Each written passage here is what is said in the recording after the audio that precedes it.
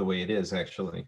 I've noticed it's dropped some of the video quality. But anyway, we appear to be live Oh, good. on LinkedIn, now live on YouTube. So I'm going to give our opening announcements. Hello, everybody. It's April 1st. This is not April Fools. This is a real podcast.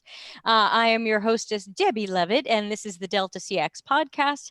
And don't forget that Delta CX is available for consulting, projects, and training. Learn more at deltacx.com. And we are super thrilled. The royal we is super thrilled to have a repeating guest.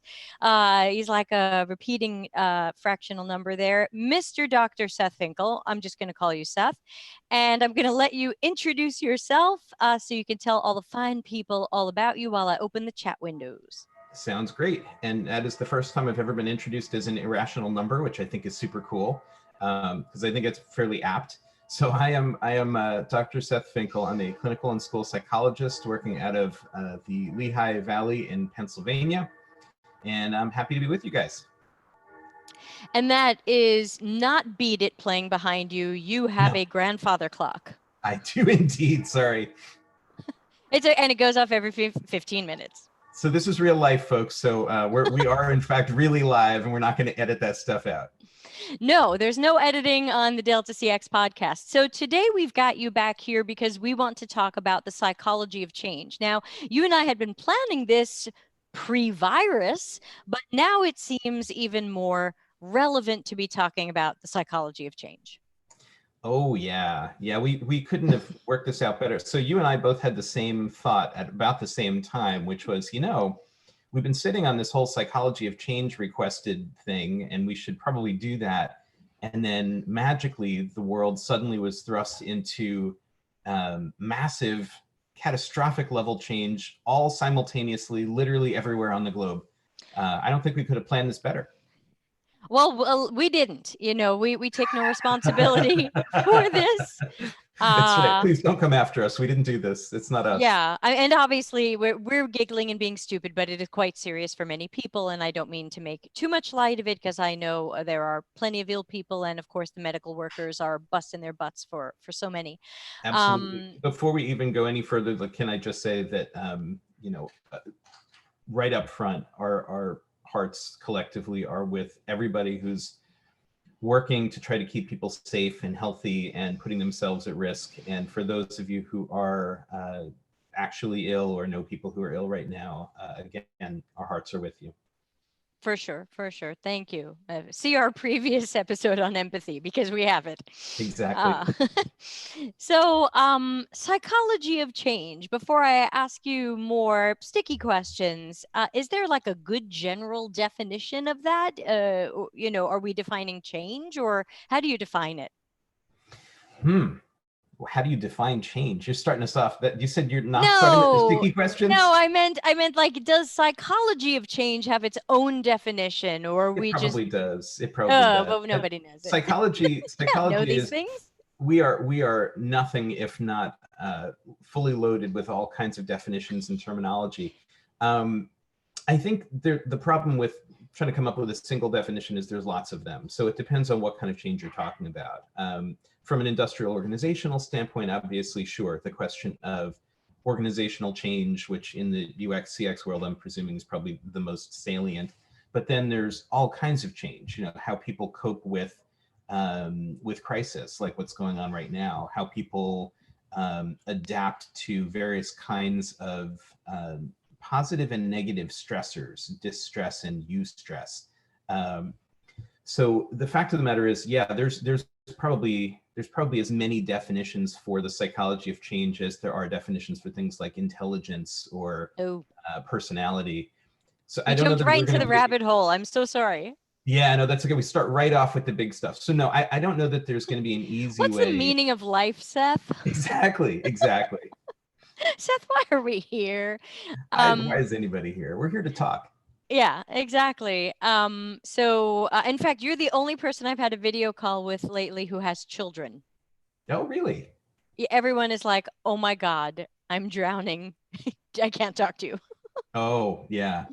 There's a lot of that going on right now, for sure. But before we talk about the psychology of change, of kind of what's been going on in the world, I know you and I had originally hoped to talk a little bit more focused on CX and UX. And of course, we are live right now. So if you're joining us on LinkedIn or on YouTube, and please subscribe on YouTube, you can go to deltacx.tv and that will redirect you over there. So please ask any questions or give comments. We are live and we're taking questions. So in the CX and UX world, a lot of us are change agents. We dream of being change agents. We dream of being brought into companies who say, hey, we've got problems and challenges and we want you guys to figure it out. But what typically happens is coworkers hate this about us. They hate that we want to change things. And very often we get squished into the figurative box. And so I want to talk a little bit, if you can shed some light on maybe some of the psychology of why people prefer things that are familiar to them, why people resist change. Absolutely, sure. Every time I think about organizational change, I'm brought back, because I'm old, I'm brought back to the old sort of motivational business story, fable of Who Moved My Cheese, back the terrific book in 1998 by Spencer Johnson, talking about these mice and the basic idea of why people keep moving the cheese. Why are they doing this to me? And I like it because I think it really it captures a thing about human nature really nicely and how it plays out in the workplace in a big way. So let me ask you a question. We'll turn the tables right off the bat. It's April Fool's Day. So normalcy bias, is that something that gets talked about in UX CX circles, the idea of normalcy bias? We do often talk about the 188 cognitive biases, or there's probably more of them by now. And I also love to dive into the logical fallacies. Yep. But I would have to say, I'm not sure if normalcy bias is one that I hear a lot. And normally the bias stuff is more for the UX researchers. And I'm kind of like half a UX researcher. But remind me of the definition of it, because maybe I know it and I just didn't know it was called that. You probably do, because if this is one of those basic truisms about human nature that I think we all know, or at least can experience, it's literally just paraphrasing what you've just described. Normalcy bias is the tendency for people to kind of think for themselves that things will always be the way they are now, the way that they've always functioned in the past. And so the idea is life will just be the same, that things that happen are just blips, and that generally speaking, things will continue to be on a normal keel. So someone who has not yet found the mate of their dreams might believe, I'm never going to find love. Exactly. Which is the down or dark side to normalcy bias. It also helps keep a lot of us sane. The idea that essentially this too shall pass is kind of a restatement of it. So the idea that this terrible thing that's happening is temporary and it will go away, that's something most of us mature adults are able to do, if we can call ourselves mature adults. Can we say that on this show? Did you want to put the F word before it? Yes. I'm put it in air quotes, mature adults.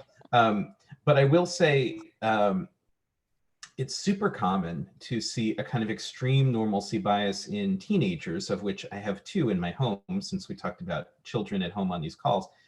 And teens with whom I work pretty much all the time at this point in my job and in my personal life, they have a very strong entrenched sense that what's going on right now is the way things will always be. There's reason to believe that that might be partly why kids in the teenage years around puberty might be experiencing spikes in depression or suicidality. The idea that they truly believe in their heart of hearts that everything that I'm experiencing right now is how things are always going to be.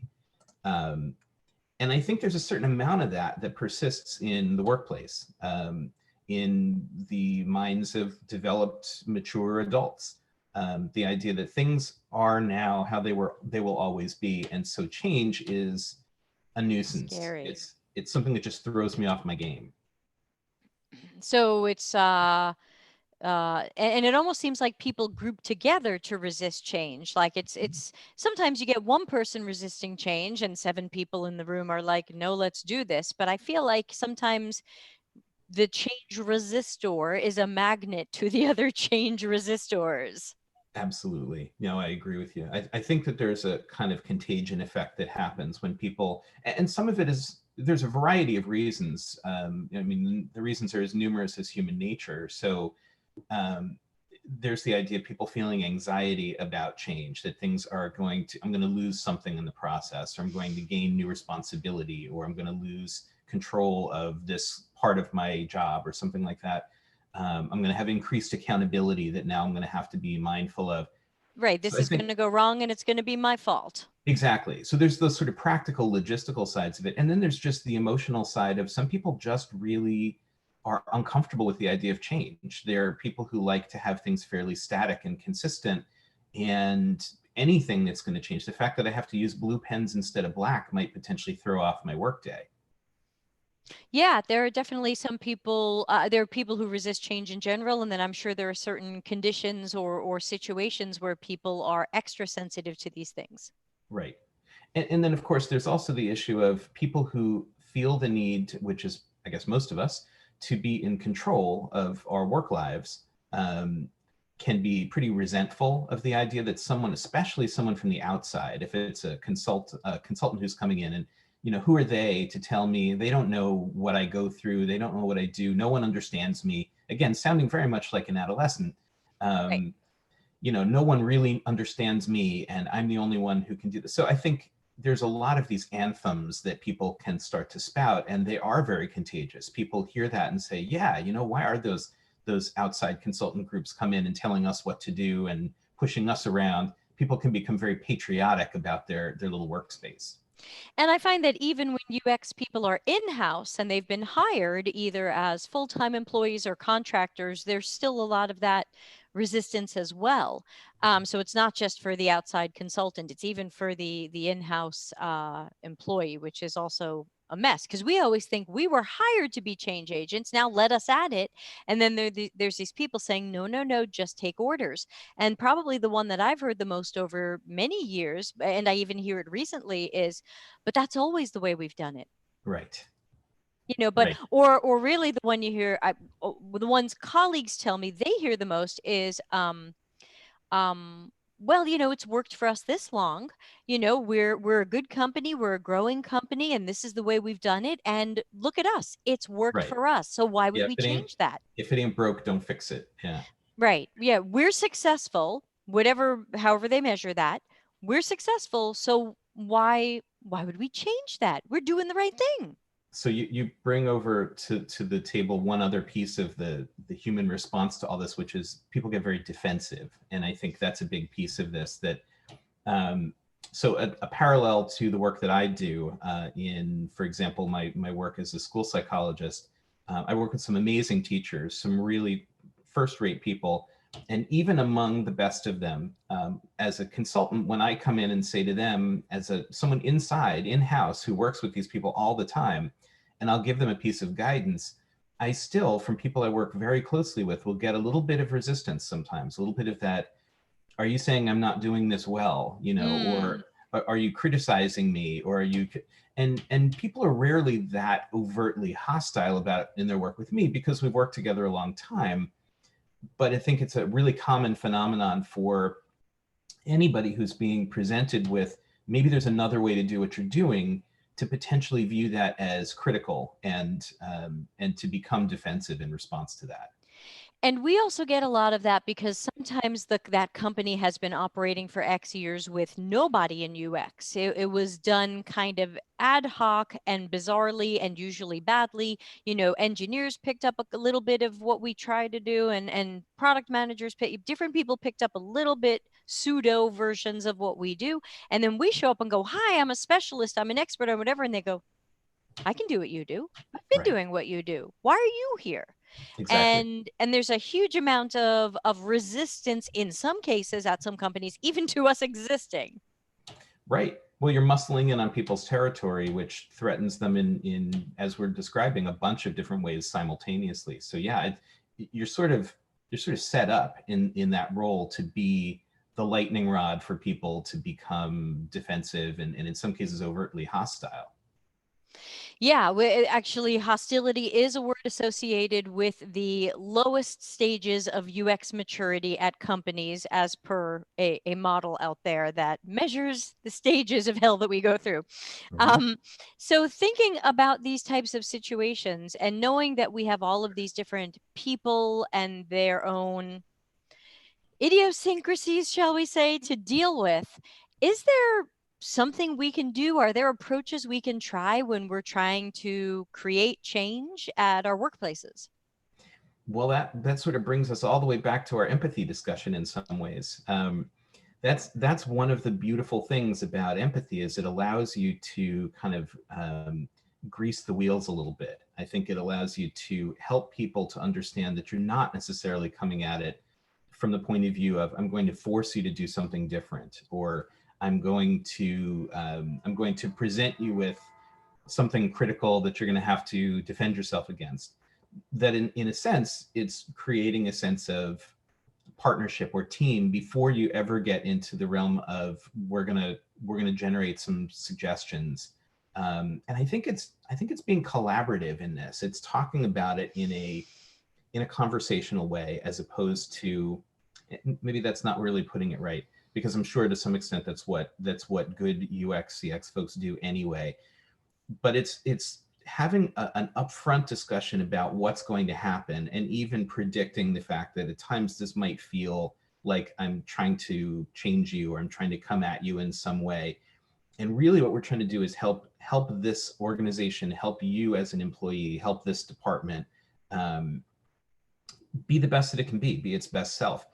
And that's not to say that it's not good already. It's to say we can go from good to great, to use a buzz phrase. We can take it that extra tenth of a percent, um, essentially by trying to soften the blow a little bit up front, and by trying to make it clear to people that you're emotionally aligning yourself with them. You understand that this isn't easy for them to do, and that you're not just coming at it as an outsider who's telling them, or even an insider who's telling them, you're going to have to change now because I say so. It's really saying to them, you know, are there ways you feel you could improve? Are there things that you feel are lacking that you could use help with? Are there things that you think maybe could be better than they already are? And are you open to getting ideas and suggestions about that? Because that's what I'm here to do, is to provide that as a resource. And I think that doesn't get you all the way there, obviously, but I think that is a necessary sort of opening gambit with people. Okay. And I'm also thinking about how maybe some of what we can do, again, thinking more specifically about my industry, is to talk to some of those managers or stakeholders about some of their strategic goals and some of the things they're looking to measure, because they claim they don't want change, but of course they're looking for more revenue, less spending. There are things they're trying to change. They just might not like some of the process or the internal mechanism of trying to get there. I find that a lot of companies just want to throw same old at an old problem and expect something magically new to happen. So I think maybe to bring it to our industry a little bit, I'd probably say more collaboration and discussion with some of these managers and stakeholders, as we call them, to figure out what they're shooting for, and then see if they'll give us the flexibility to try to make those things happen. Because one thing that happens very often in our jobs is someone says, okay, look, we want to have 5% more trial signups in the next quarter. And then what happens is some other people say, here's how we're going to do it. UX, just draw what the screen looks like. And then we all go, no, no, wait a minute. Sure, eventually we draw screens, but there's like a whole bunch of stuff we want to do before that. And very often it's like, no, no, no, you don't need to do that. Just draw the screen. And Right. so this is one of the most common battles that we have, which is where we feel like we've been hired to be, I call it interface scientists, where Hmm. we want to find and solve problems, and someone wants to turn us into order takers. And very often I get questions in my office hours of, Debbie, I thought I was coming into this company to create change and solve this stuff, and they just want me to sketch other people's ideas. I'm an order taker.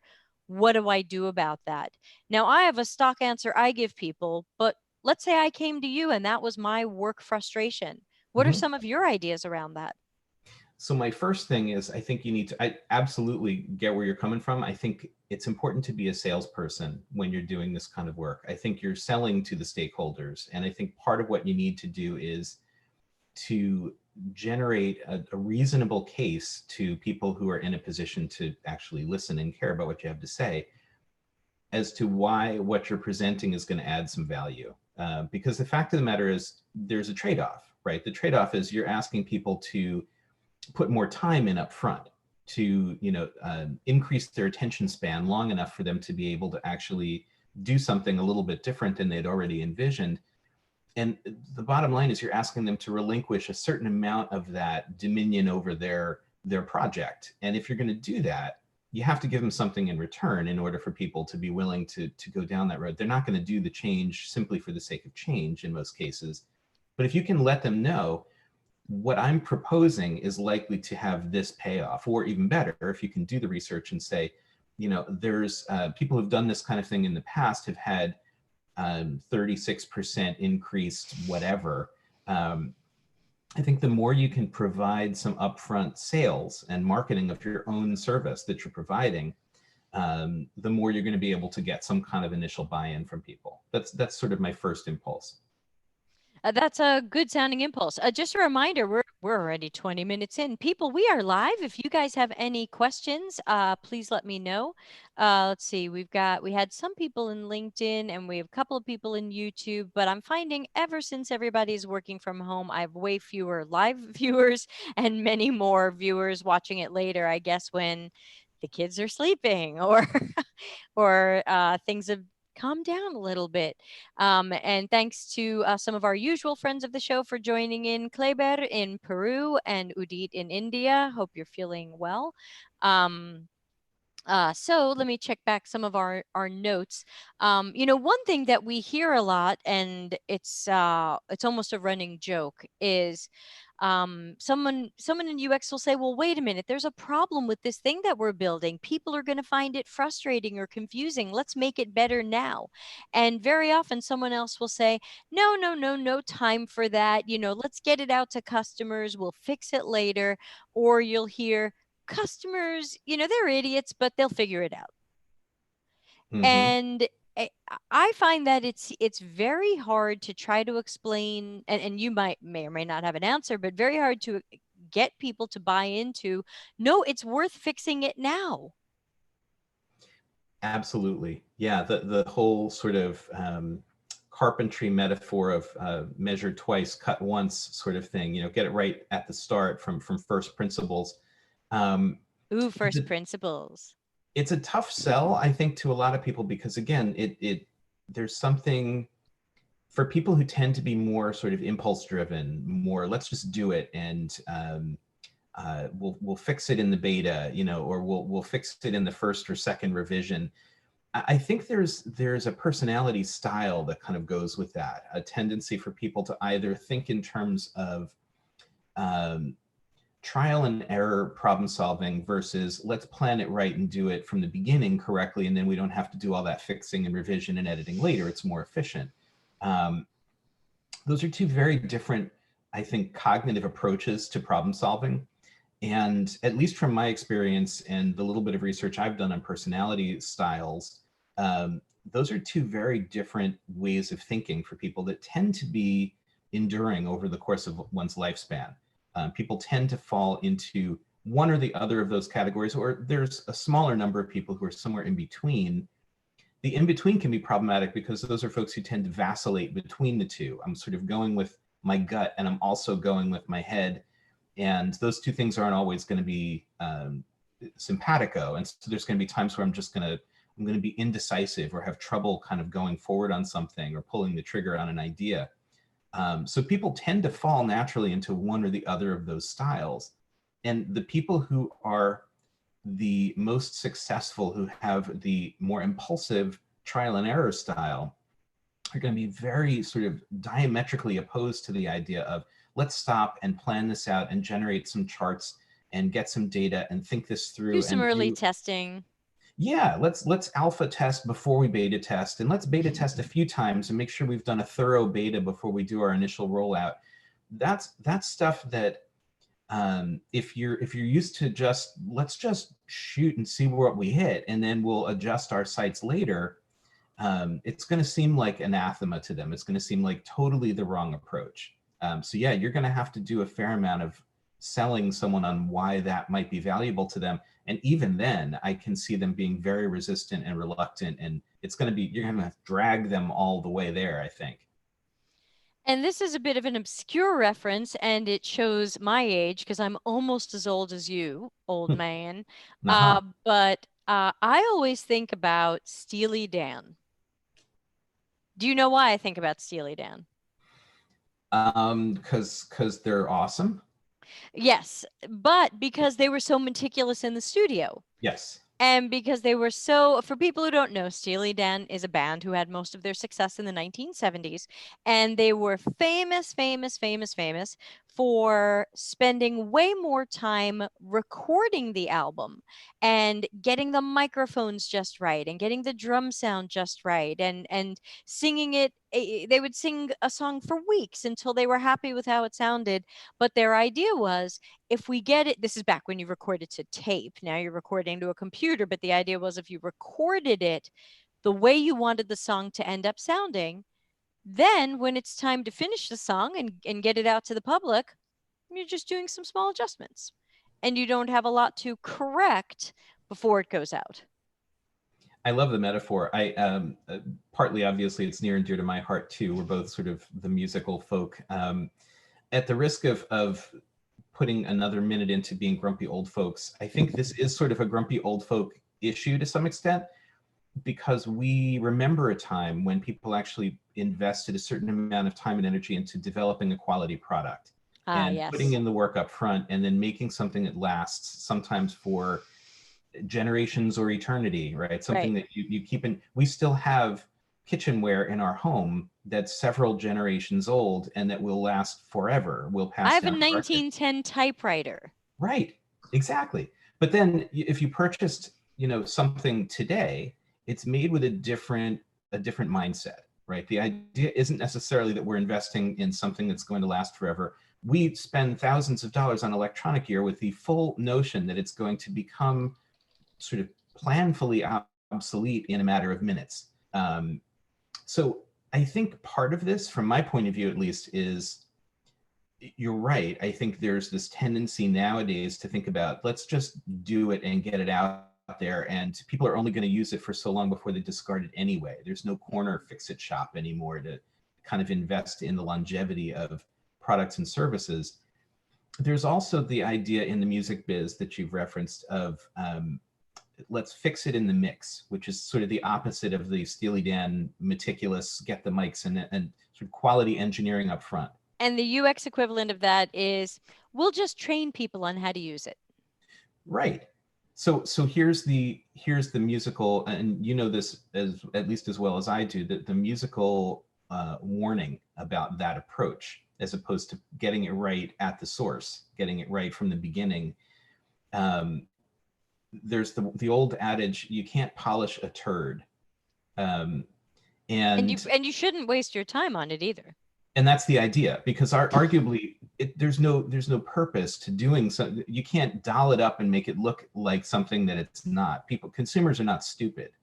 And this, I think, might be the CX UX sort of, the end user is not as dumb as you think they are, would be my cautionary note to people. So that ultimately, there may be a few who are really kind of inept and are struggling and are always going to be a little bit behind the curve. But most people nowadays, the world in a week or two has picked up Zoom.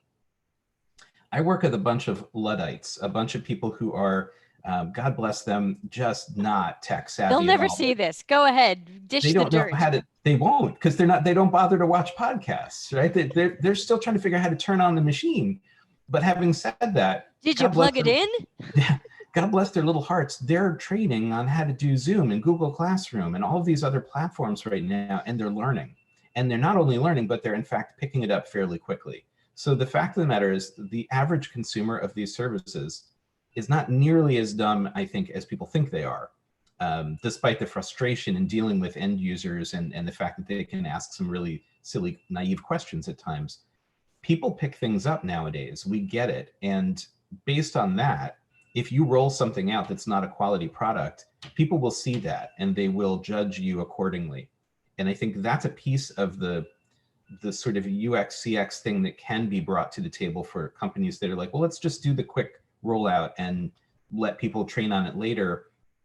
People won't have the patience because there's competition out there, and they will find something that's more user friendly, that's better designed, that doesn't have these UX CX problems, and they will drop you cold. And I think that's what we're seeing right now.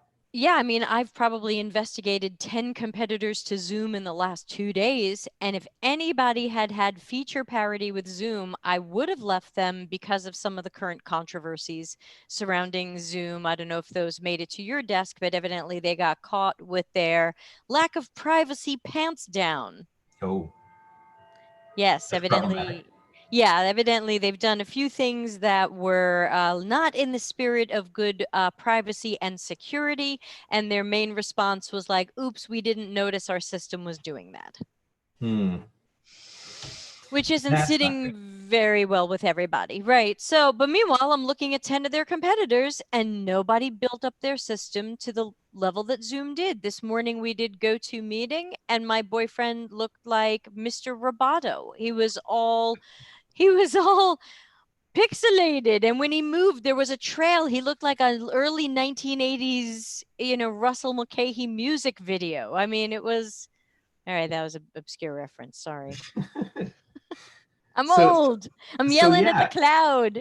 So your thing though is, I mean, Zoom had an opportunity that they missed, which was at the moment, and maybe they've done just fine as a result of all of this. I don't know that their stock is taking much of a hit. I don't know that they're hurting Not right while now. nobody else is at parity. We're all probably looking and then going, poop on a stick. This is all we've got. Exactly. And so, and this is one of the reasonable times for, I don't know if it's reasonable, but one of the times that a company or a project manager might say, no, I don't need to invest in this right now. I don't need to make my training great because right now I have the only product that does what it does. And so I'm not worried about, trying to, I can. But then that's BlackBerry. Well, exactly. But if that's your opinion about what you're doing, first of all, I think it devalues your consumer base in a pretty significant way. It's disrespectful to your consumer. But I think you have the luxury of being able to sit in that seat if you are the only player at the table. However, the fact of the matter is, again, we're living in a complicated world where competition pops up overnight, and they're going to try to do it as well as you do it, and they're going to try to do it with the holes that you've got filled in. And you can risk that that's never going to happen.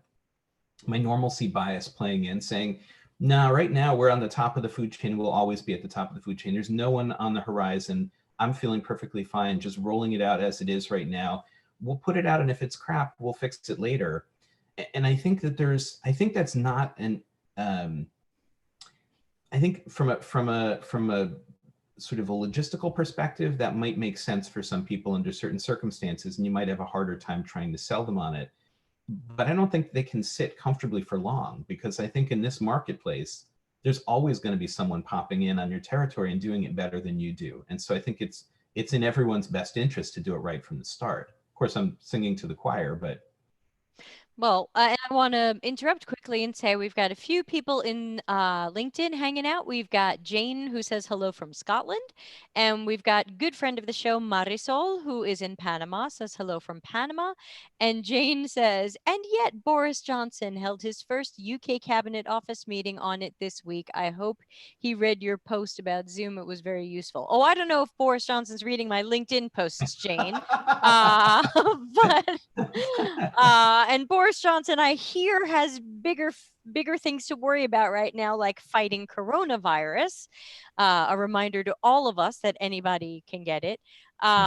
But just a reminder to everybody watching, we are taking live questions. Today's topic is the psychology of change and dealing with change, both in the workplace, and we will certainly talk about at our homes now with this world situation.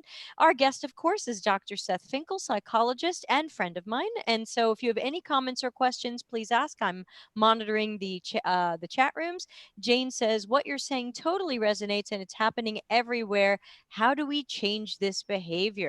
LinkedIn, just a reminder, you are like 2 minutes behind us because something about the stream makes you guys get stuff slowly.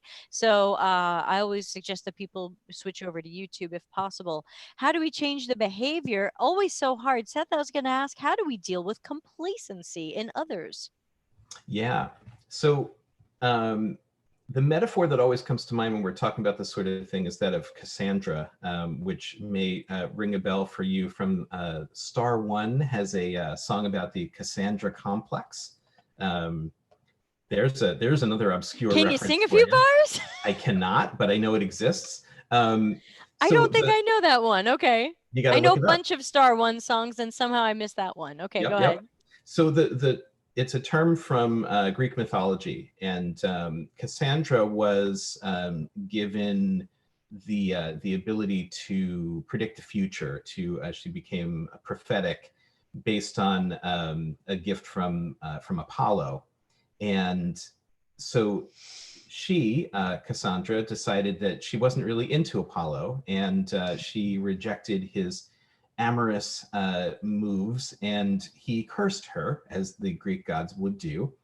And he couldn't take away her gift. He couldn't make it so that she was no longer able to obtain prophecy and always be correct. He just made it that no one ever believed her. That all of her Oh, warnings were simply no longer believed. She was left able to predict the future, but she could not change it or convince other people that she was right. how is this not my name? Isn't that great?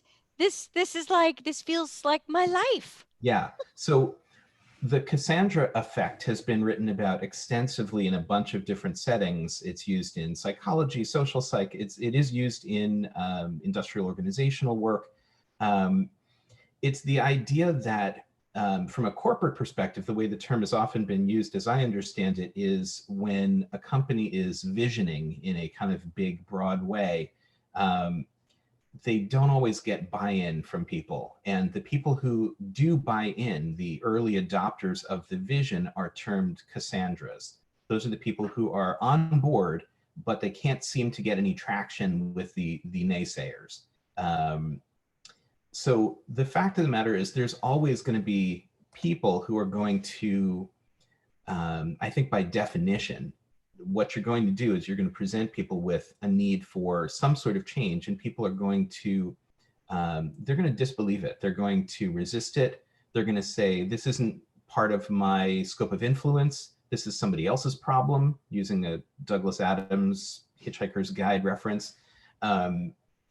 What you're talking about is insignificant. What I'm doing is, moving forward on something big, and you're just kind of getting in the way by miring me down with these little warnings or these things that you want me to do, or you're trying to present something that you want me to change, and that's going to require energy on my part. It's going to require, again, all of the things we've talked about. People are going to put up all these obstacles because it's pushing all of these psychological buttons.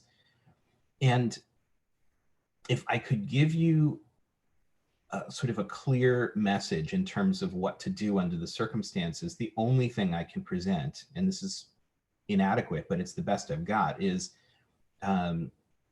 persist. It's don't lose sight of the fact that what you're doing, don't allow yourself to be gaslighted by people and to feel as though you're off base on something. If you know you're right, stick to it and continue to advocate for it, and try to build solidarity where you can. Be creative, find other stakeholders who can help to leverage power in the system. Sometimes it's just a person that you have to try to get past. And sometimes you can build enough solidarity on an idea that you'll be able to kind of make that happen. Obviously, in a small organization, it can be really hard. I think what you're doing under those circumstances is hanging in there against adversity to the best of your ability. I don't know that there's a surefire way to be able to make someone change. If there was, I would be able to write my book and retire, because honestly, I am a change agent as well. What's I'm your an book agent about? in my business. I'm a change agent. I'm trying to help people to be their best selves, and people fight. People Mm, resist that. So even at that level, where I'm literally trying to help you be more effective in your life, or trying to be less depressed and anxious, which is making you miserable, right. or trying to change the way you interact with other people, which is causing you huge distress and difficulty socially. Even then, people resist. I don't It's want it's that. natural. It's right. And you're making me do something I wasn't already doing. I am the master of my world. You can't be the boss of me. I think there's something, this primitive sort of holding on to power and control over what we can. And I think the only way to do that effectively is going to be to coax it out of someone's hands, to get them to relax by realizing that you're on the same team.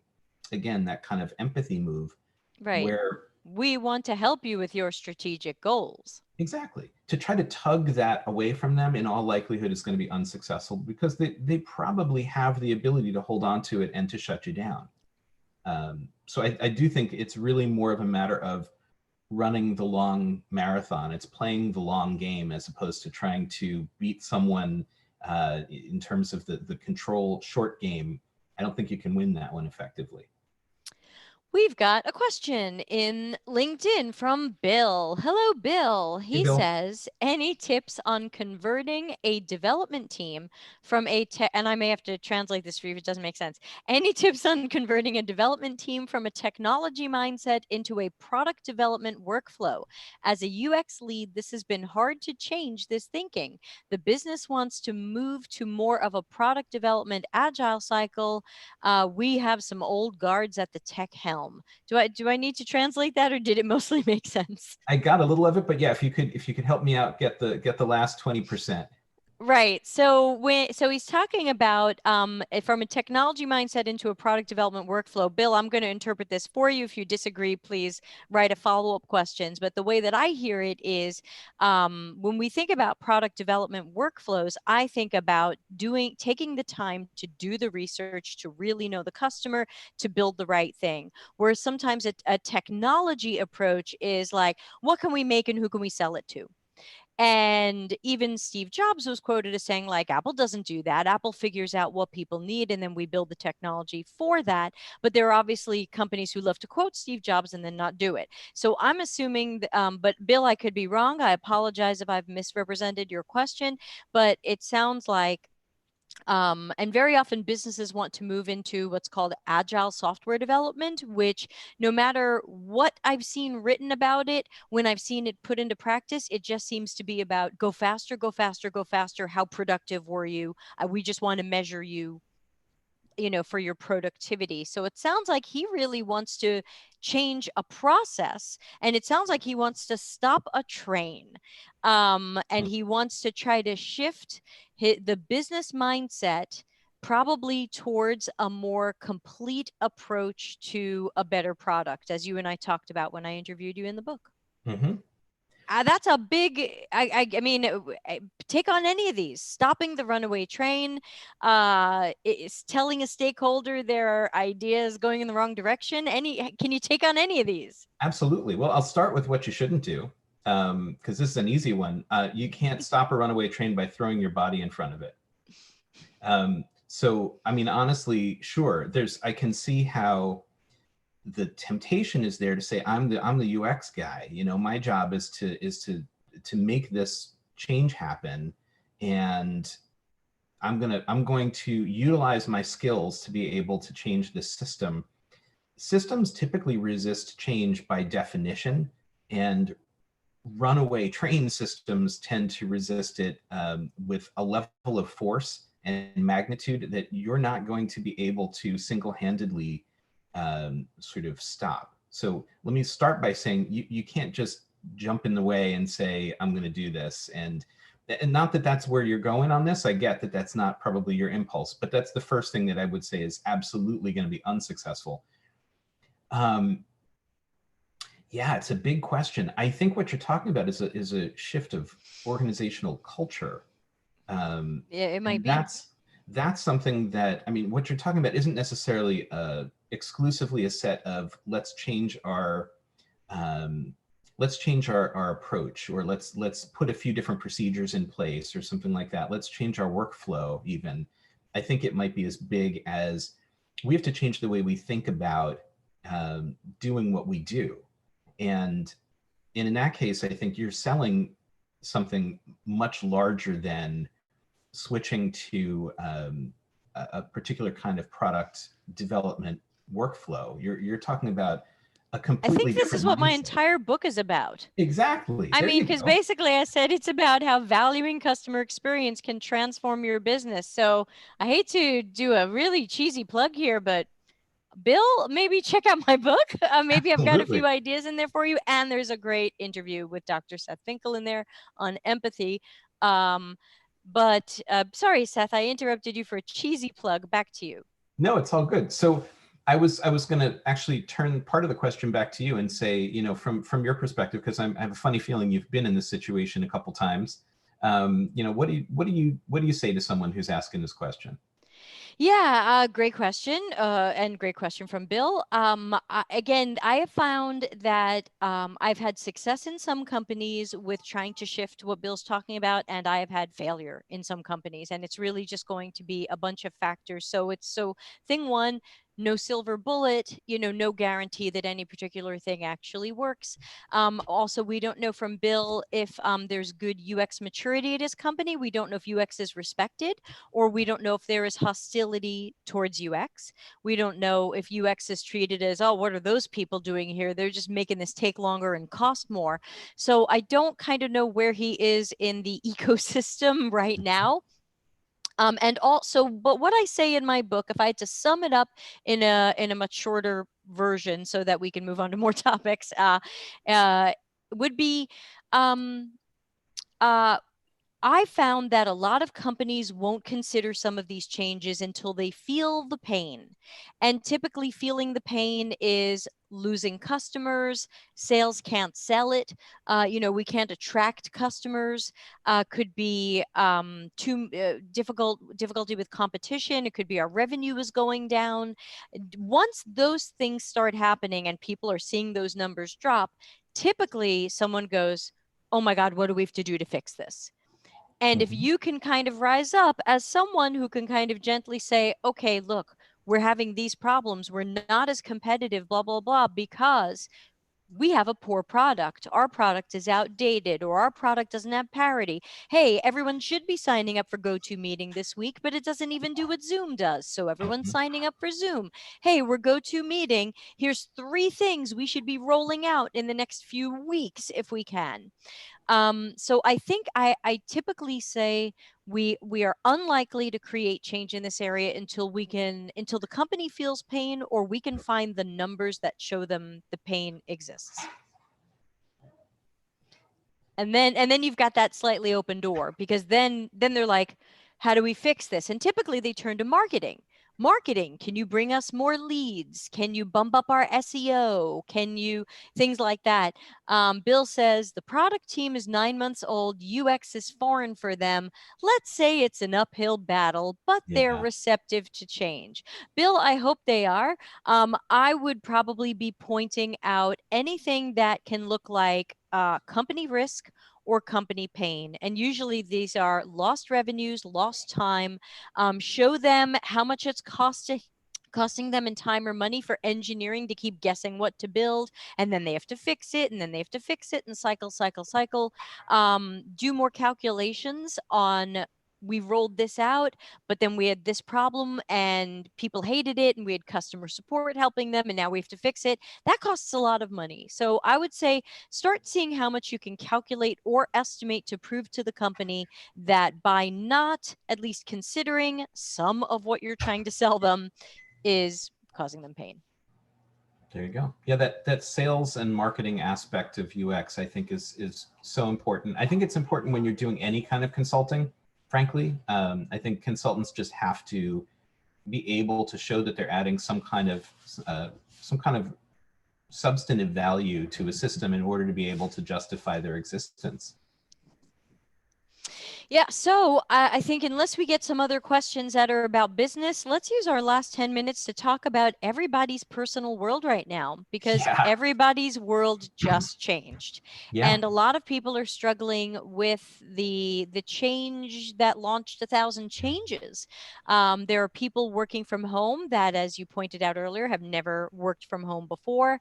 There are people who all of a sudden have to be homeschool teachers.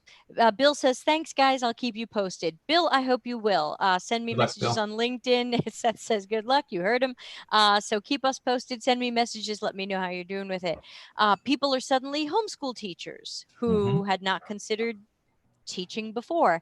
People now have to navigate. You're not allowed to leave your home, depending upon where you live. Any one of these changes would obviously throw many people for all kinds of mental and emotional loops. And we've got all of these.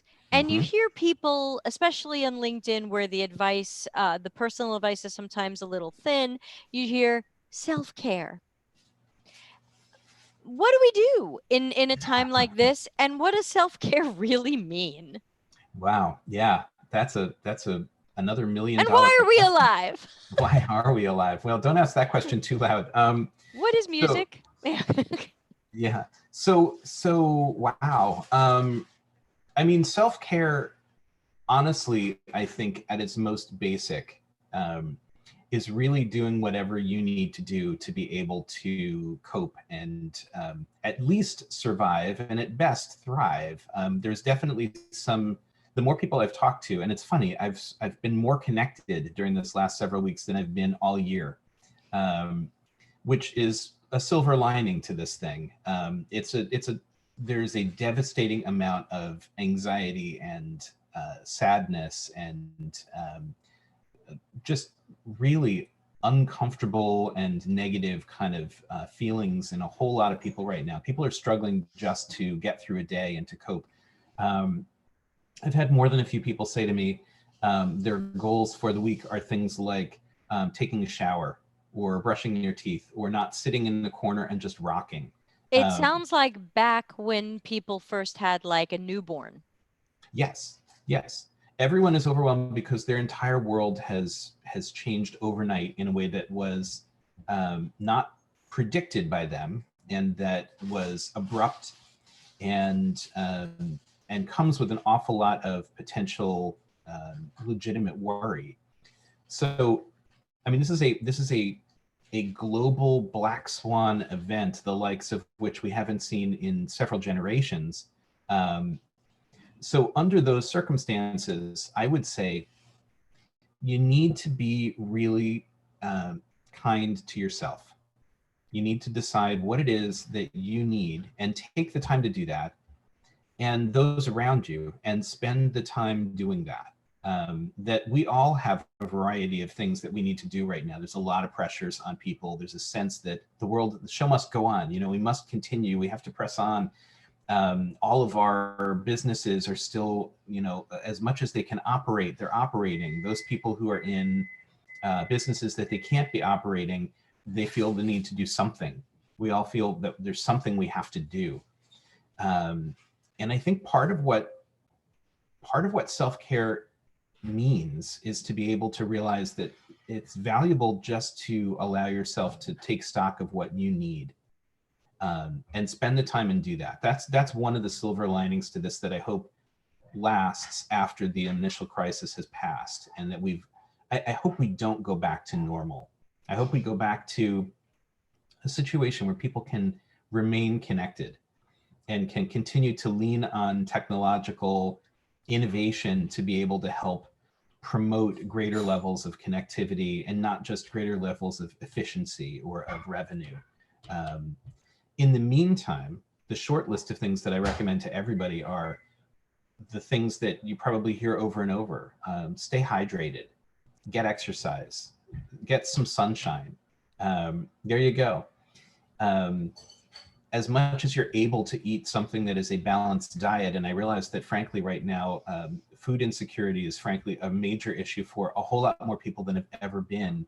people who are already food insecure are in very dangerous circumstances, and people who have been first worlders are finding themselves having to scrounge a little bit and doing what feels like a cooking game show in their homes with, what am I going to make with peanut butter and some rice and some chocolate pudding That that's going to actually feed a sounds family really of good. 6. Yeah, it might be. I might have to try that later. So I think, and when we can't necessarily share with one another the way that we want to, we can't necessarily say, well, I have this and you have that, because there's this sense of, for very real reasons, we can't bridge the gap with one another. So we're finding ourselves having to do for ourselves. So I think as much as you're able, stay connected to people, use the technology that exists to maintain contact, just have a daily conversation with someone. Don't feel that you need to do this alone. And, take off your shoes and walk around outside if you can, or, make yourself a cup of tea and sit and enjoy a good book, or binge watch the show that you love. Whatever you watch old podcasts of Debbie doing her thing. Like, The Seth Collection.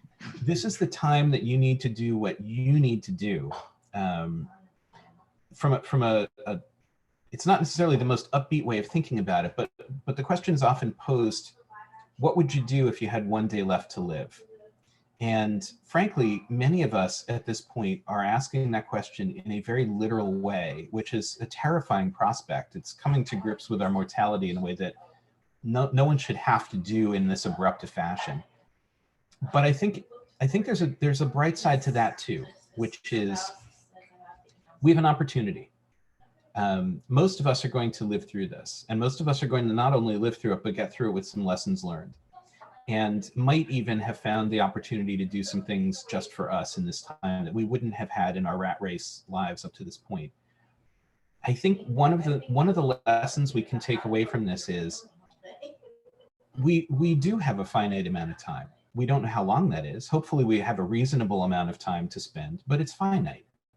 And so the question then is, what do you want to do with that? There's an opportunity to do something that I'm hearing so many people saying, I'm doing something that I've always wanted to do and I've never had the time. And now I have the time, and so I'm going to do it. I'm learning a new language. I'm picking up a new skill. I'm learning to play the ukulele. I'm making phone calls to my long lost relatives that I haven't talked to in years.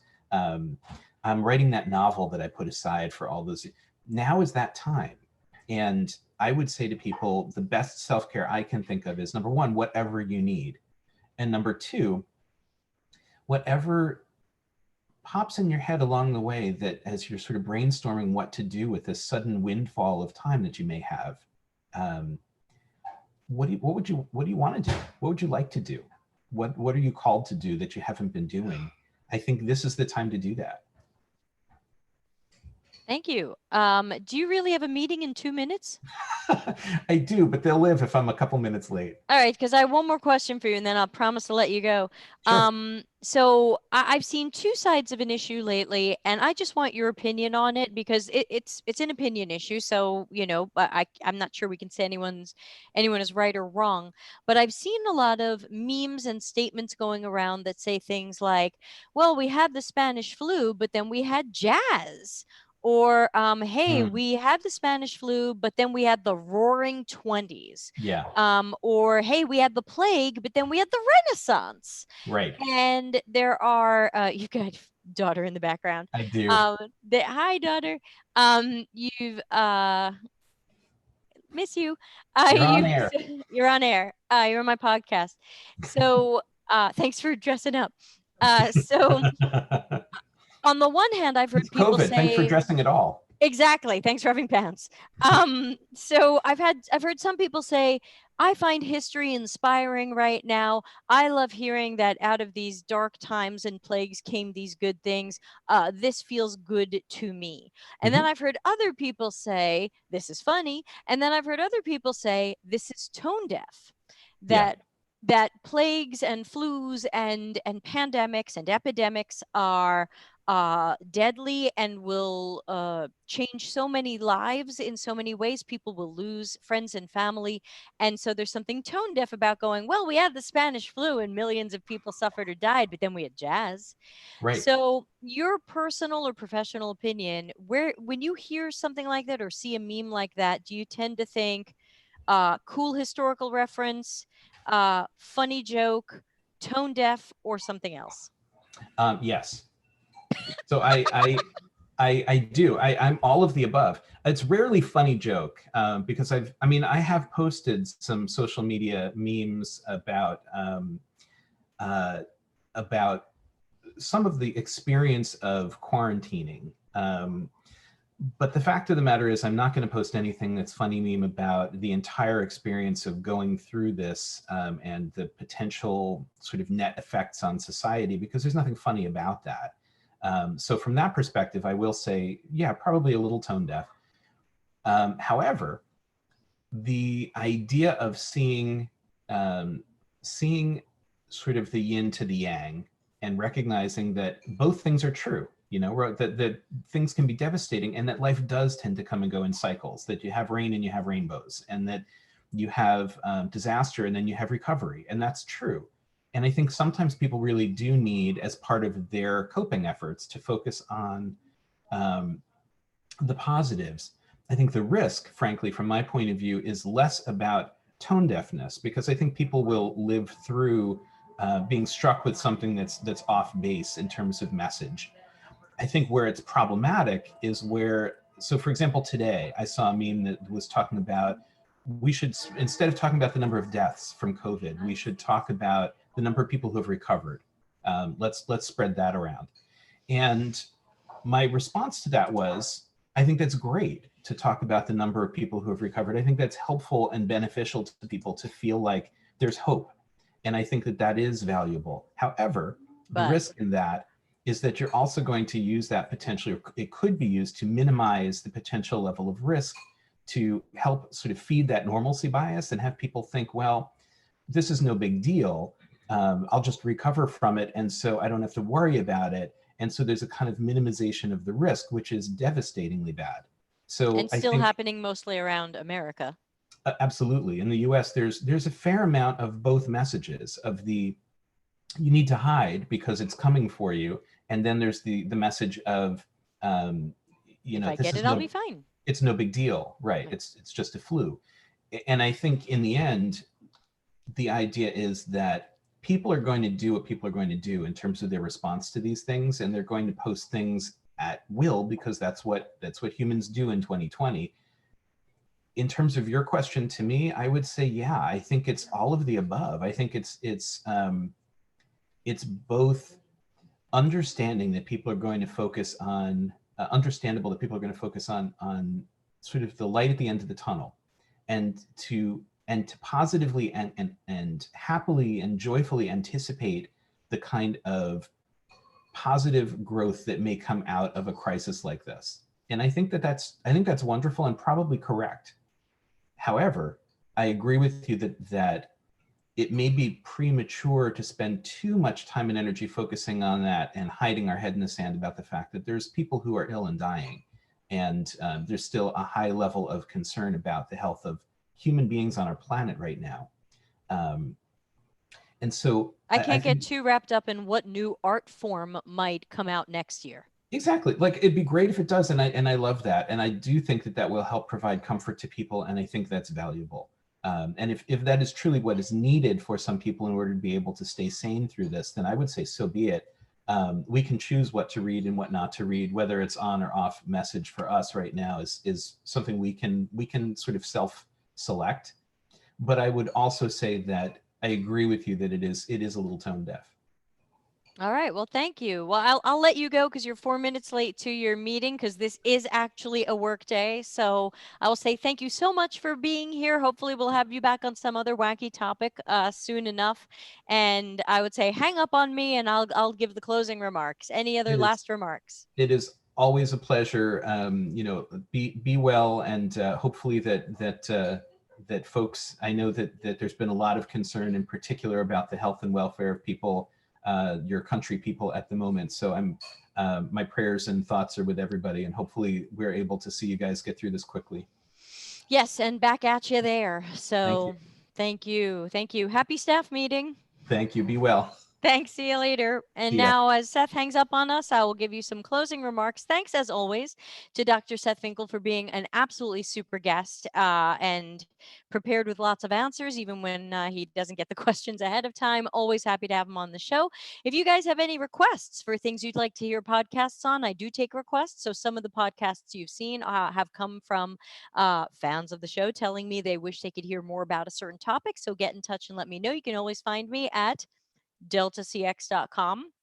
And just a reminder that Delta CX is a full service CX and UX agency, and I and my team are available for any CX or UX consulting projects or training that you might need. Yes, of course, we can work remotely. We've been doing it since 1995. So, on that note, I will wrap up. And just a quick reminder of a couple of things that we have coming up. Let me check the calendar. I'm doing a podcast tomorrow, so please join in, usual time, 6 p.m. Italy time. I'm going to introduce you to two of my models that are so new they're not in my book, my empathy knowledge action model and my behavior triggers model. And I think both of these will help you at your jobs. And if you're between jobs, they're going to help you at the next job.